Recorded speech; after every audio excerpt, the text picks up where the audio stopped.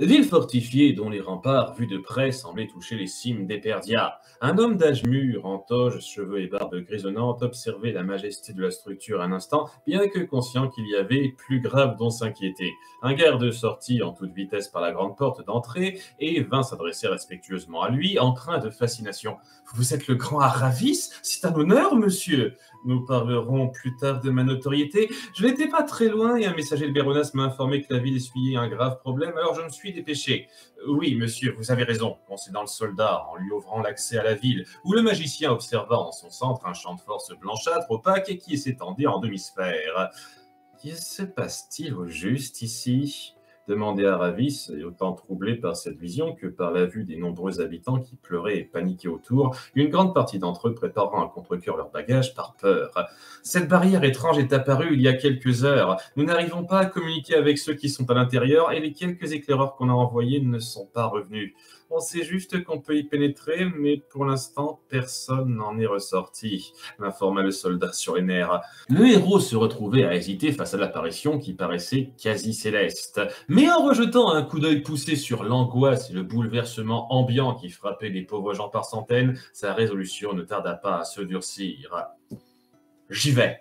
Mais le soldat n'eut pas le temps de continuer sa phrase car Aravis entra dans le dôme d'un pas ferme. Il y découvrit de nombreux gens figés, hommes, femmes, enfants de tous bords, les visages habités par une crainte absolue. L'atmosphère de ce dôme essayait de l'atteindre comme les autres, mais il réagit vite en scandant un sort. « Protection !» clama-t-il, créant une légère protection dorée autour de son corps. Il profita de cette armure magique pour visiter plus en profondeur le phénomène. Plus il s'approchait du centre, plus la fumée devenait dense, et il distingua avec peine au foyer de tout ça une présence lumineuse aveuglante. Soudain, une puissante voix résonna de ce foyer, grave, monocorde et presque assourdissante. « Une autre personne est venue, et son énergie dépasse de loin celle de quiconque ici. » « Qu'êtes-vous » réagit-il subjugué et surtout intimidé. « Même avec ta puissance, tu ne peux rien contre moi. Si tu veux m'attaquer, tu finiras dans le même état que ces soldats. » Vous ne m'en voulez pas s'ils essayent. Surmontant la peur que lui inspirait cette entité, il se mit en position d'attaque. Sphera Lumna! Les billes de lumière perforantes sortirent de ses doigts pour s'attaquer à ce mystérieux danger, mais elles furent retournées à leur expéditeur avant d'atteindre la fumée. Aravis se les prit de plein fouet et tomba à terre. Il tenta une autre attaque magique du bras, futilement car la présence le restreignit vite de ses mouvements. Ce que tu viens de faire était idiot et inutile. Votre puissance humaine est insignifiante face au pouvoir que je représente. Que comptez-vous faire de tous ces gens ? Demanda le magicien, bras sur le torse blessé, se montrant plus diplomate après la démonstration de force qu'il venait de subir. En réponse à une offense, ils doivent tous être sacrifiés pour que l'équilibre soit rétabli. De quelle offense s'agit-il ? S'exclama Aravis. Tu n'es pas assez méritant pour que je partage mes voix avec toi. Nul d'entre vous ne l'est. N'y a-t-il rien à faire pour épargner la vie de ces innocents ? Insista le héros en se relevant, loin d'être résolu à abandonner. Un silence passa.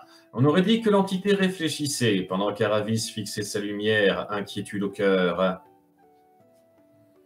Il y a effectivement un moyen. Ta puissance que j'ai jaugée est loin d'être à rougir non plus, et elle pourrait bien suffire pour qu'à toi seul tu endures le tourment qui leur est destiné. Mais il te faudra pour cela accepter de le subir pour l'éternité. Es-tu prêt à vivre cet enfer pour sauver leur vie ? Aravis était tourneboulé par cette proposition. Il envisagea une seconde de relancer le combat, mais en observant le grondement de cette entité au simple geste hostile de sa main, il se ravisa vite. Il regarda alors tout autour de lui tous les visages innocents des victimes, et sa décision fut prise. « Oui, je le veux. Faites votre office. Tu vivras éternellement, mais tu ne connaîtras plus le bonheur. » Un rayon bleu foncé toucha alors Aravis, le transformant devant les yeux de tout le monde en pierre bleu clair scintillante en forme de losange qui tomba au sol au même instant que le dôme de fumée et ses effets disparurent. Au centre de la ville de Béronas se dresse une statue de bronze en l'honneur d'Aravis. Clairement entretenue régulièrement, elle brille sous les rayons du soleil en représentant l'homme dans une allure fière et combattante. Au pied de la statue est incrustée la pierre en losange qui est ornée d'un petit cristal violet formant un pentagone. Le groupe est en marche depuis un certain temps maintenant. Nova et Semnia en tête, Rokan aux côtés d'Océane et Gaëla derrière Angèle et son frère en train de les surveiller à demi-regard. Au fait, vous ne nous avez pas dit où nous allions, s'avance Océane. C'est vrai, vous n'êtes pas au courant tous les deux. En fait, nous nous rendons à Béronas pour y délivrer Aravis de son sceau, répond Nova. Ah, Aravis? Le magicien sacré? Réagit Rokan, abasourdi à l'écoute de ce nom. Ouais, confirme Staël, dont la confiance excessive sur son implication dans l'opération continue d'agacer Nova. Et comment est-ce possible? Cela fait 137 ans qu'il a été scellé pour sauver la ville. Les plus grands mages n'ont pu trouver un moyen de défaire ce sceau à l'époque, reprend le guérisseur incrédule et inhabituellement excité. À l'époque, justement, les sages de Prémora ont continué d'étudier la magie qui a enfermé Aravis et se sont aperçus que sa résistance diminuait avec le temps. Ils ont mis 15 ans pour condenser suffisamment de magie dans un orbe afin qu'il puisse défaire ce sceau. Et cet orbe, nous l'avons en notre possession, explique Semnia. Rokan met du temps à revenir de la nouvelle, mais cela fait place alors à une gaieté plus que perceptible. C'est extraordinaire! Je vais pouvoir rencontrer mon idole, celui qui m'a inspiré! Se réjouit-il. Ça ne lui aura pas les plus longtemps de vous suivre, commente Océane un peu sarcastique face à l'effervescence de son tuteur. Qui était-ce? Je me souviens vaguement que mon père m'en a parlé, mais très peu, demande Angèle, un peu intriguée.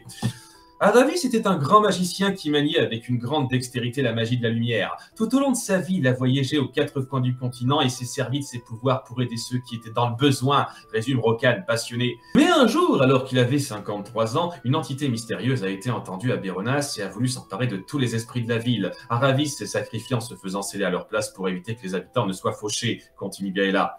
On a même construit un monument à son effigie au pied duquel est apposé le sceau où il a été enfermé, poursuit Rokan, presque frénétique. Et ce sceau, nous allons le briser dans 3 heures environ, termine Nova. Une seconde, si ça s'est déroulé il y a 137 ans, alors Aravis doit être mort à l'heure qu'il est, s'exclame Angèle.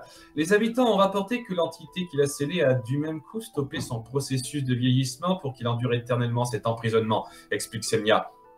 Ça veut dire que si tout va bien, nous récupérerons le magicien sacré dans la même forme qu'à l'époque, bouillonne de plus en plus le guérisseur. On se calme, Rokan. Lui lance Océane en massant ses épaules à moitié moqueuse. Cet échange ayant revigoré une bonne partie du groupe, ils poursuivent leur marche à pas vif et ne tardent pas à quitter l'herbe pour rejoindre la route.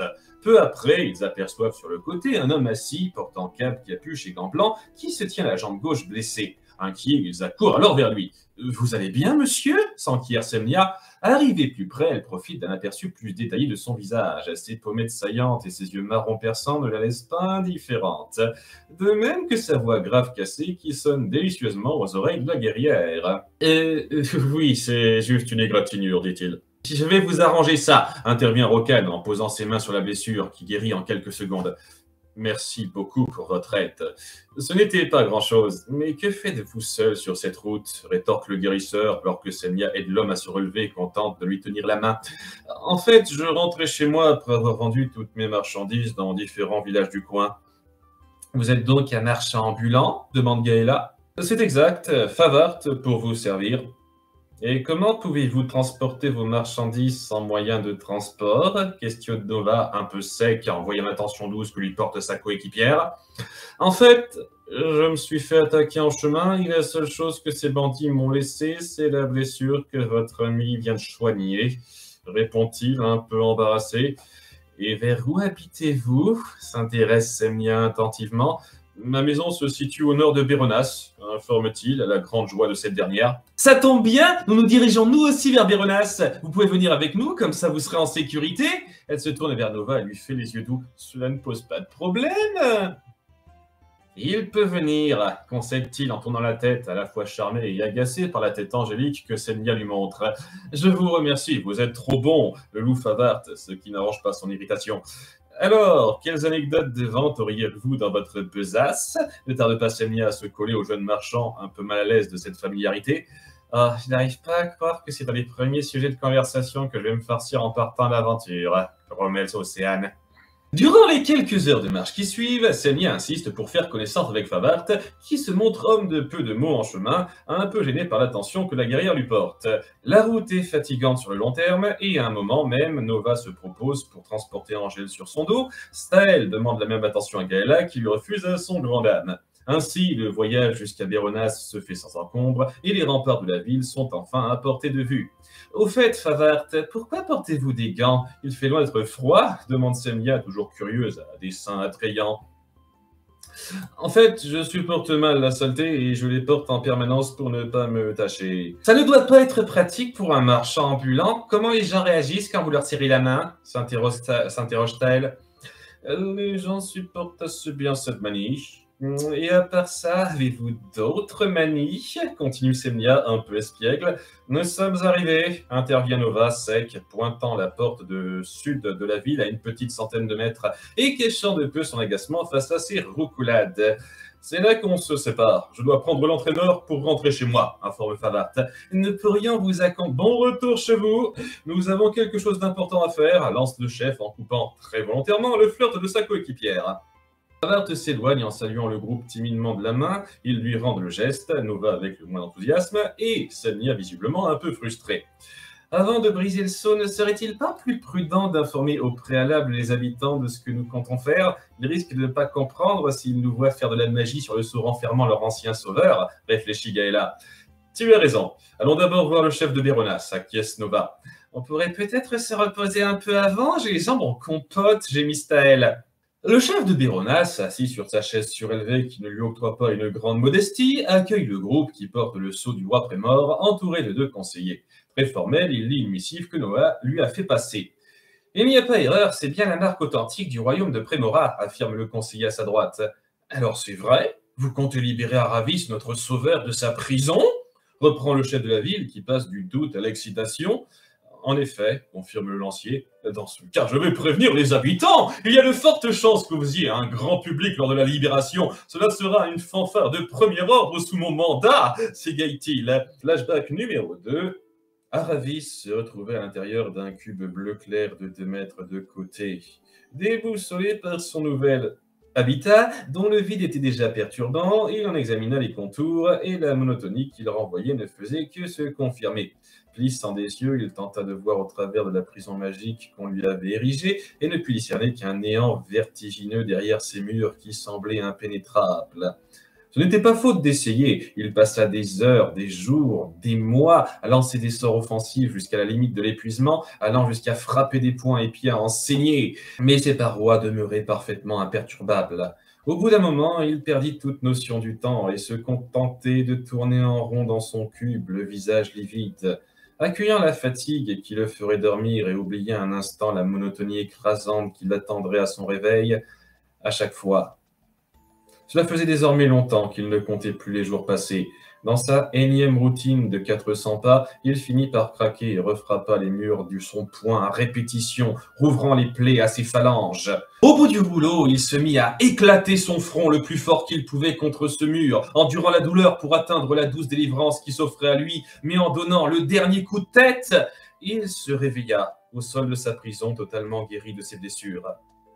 En se relevant, il constata l'inexorable infinité de sa situation, et quelque chose se brisa en lui. Il éclata de rire nerveusement, rire qui se transformait petit à petit en sanglots. « La fanfare est là !» entendit-il soudain en écho sursautant. Le groupe est désormais réuni devant le monument dédié à Aravis, où une foule de gens curieux et impatients se sont regroupés.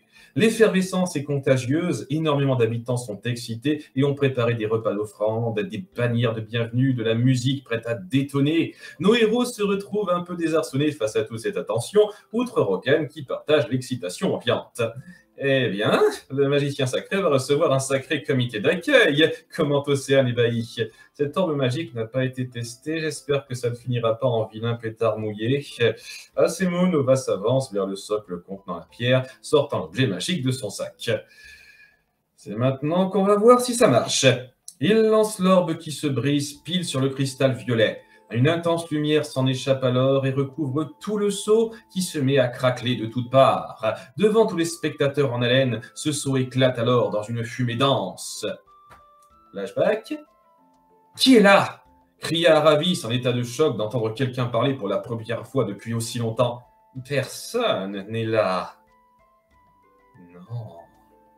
À quoi t'attendais-tu? Au bout de 10, 20, 30 années, que sais-je, d'enfermement dans ce trou à rats, tu devrais plutôt être surpris de te parler à toi-même que maintenant. Résonna dans sa tête l'écho de sa propre voix ironique. La folie frappait de plus en plus la loque mentale qu'était ce héros désormais. Il ne pouvait contenir un sourire de démence qui l'affligeait. À ton avis, ça fait combien de temps que les gens ont oublié ton geste pour eux? 5, 10 ans? Combien de ceux que tu as sauvés sont morts à l'heure qu'il est? En fin de compte, ton sacrifice n'aura pas tant penché que ça dans le grand ordre des choses. Énumère la voix dans sa tête, sadique. C'est faux! Grâce à moi, ils ont tous une vie plus longue! Explosa Aramis. Et notre vie à nous! Nous sommes enfermés dans une cage pour l'éternité, tandis qu'ils profitent de leurs jours tranquillement! Aravis s'assit, posa sa tête entre ses bras et se mit à pleurer de plus belle. Le peu de santé mentale qui lui restait s'estompait alors que sa conscience l'entraînait au fond. Tu ne peux plus te satisfaire de ta chevalerie. Ta vie est un enfer sans fin, et tu sais à qui la faute. Péronas, déclara-t-il haineux en dégageant la tête de ses bras. À partir de là, les journées se déclinèrent sous des auspices moins calmes. Aravis hurlait, frappait, lançait des sorts à tout va, dans l'espoir de calmer une haine qui ne se réfrénait jamais. Il lui arrivait régulièrement de vouloir se tuer de différentes manières, avec le même résultat d'annulation à chaque fois. Chaque frustration de rage se montrait différente, mais elles étaient toutes mues par le même mot que la voix dans sa tête répétait sans cesse. Vengeance. La fumée se dissipe et l'ex-magicien sacré en sort, les vêtements et la mine usés. Les spectateurs restent abasourdis à sa vision, incertains de la réaction à avoir face à ce retour. Il regarde tout autour de lui, choqué sans rien dire, assimilant à grand-peine le changement de décor que jadis il rêvait tant d'atteindre. « Vous êtes bien Aravis ?» demande Nova en s'approchant de lui. « Où suis-je » Vous êtes à Béronas. Nous avons pu vous déceler grâce à une orbe magique. Béronas réagit Aravis à cette évocation sur le point d'éclater. Vous allez bien s'inquiète de plus en plus Lancier, imprudent de se trouver si près.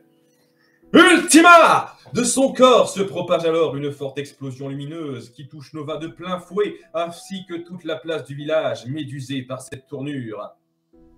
L'accalmie du choc est rude. Le groupe privé de Nova se relève sonné, souffrant juste quelques égratignures. Ils aperçoivent autour d'eux tous ceux qui étaient venus, blessés, paniqués, courant ou se figeant de peur à côté des débris de la statue de l'ancien héros qui se sont répartis dans toutes les directions. La fumée produite par l'explosion se dissipe alors en son centre, montrant Aravis tenant par le cou Nova grièvement blessé au niveau des bras et du torse. « Non !» s'alarme la manieuse de couteau. « C'est Nia !»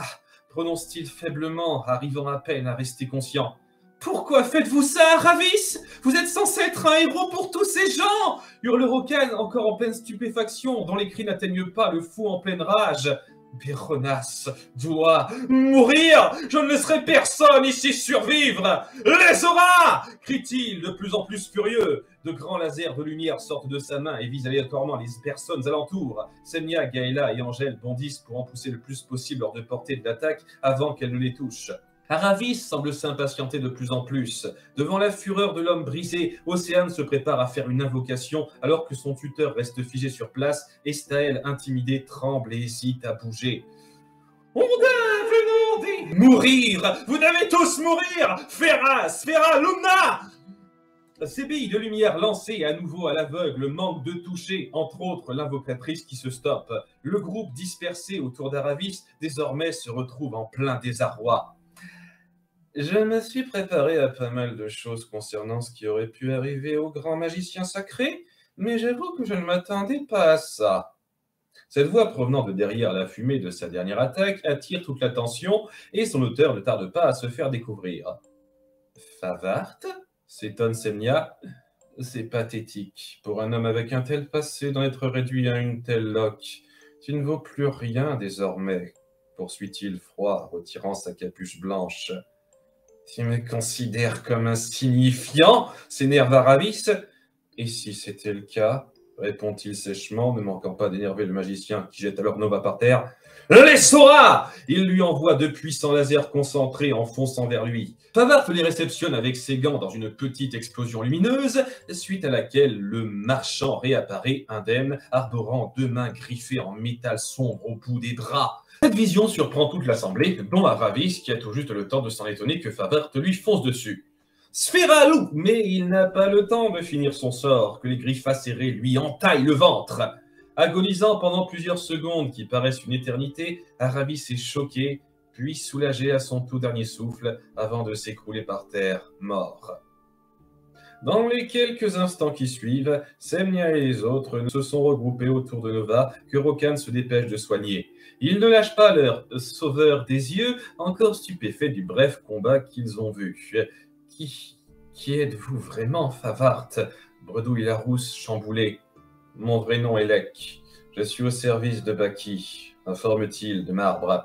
Ce n'est pas vrai, baisse-t-elle la tête en pleine déception.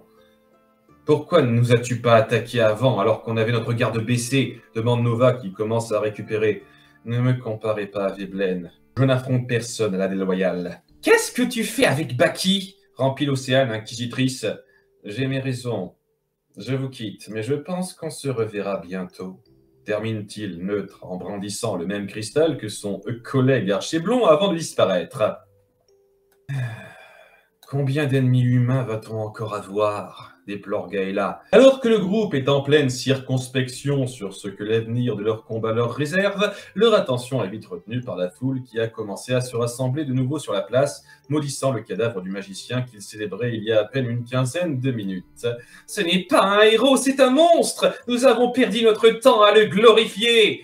Le corps ne tarde pas à crouler sous les insultes, crachats et pierres jetées. Alors que les héros assistent, embarrassés à la scène, Rokan ne tient plus et finit par se mettre devant le corps de son ancien héros pour le défendre. « Vous n'avez pas honte ?» Ce jugement venant du cœur stoppe le Toibohu suffisamment pour qu'il se fasse entendre. « Cet homme s'est sacrifié pour les autres durant toute sa vie. Il a sauvé bien plus de gens que n'importe lequel d'entre nous ici présents. Et vous le dénigrez totalement parce qu'il a succombé à la folie ?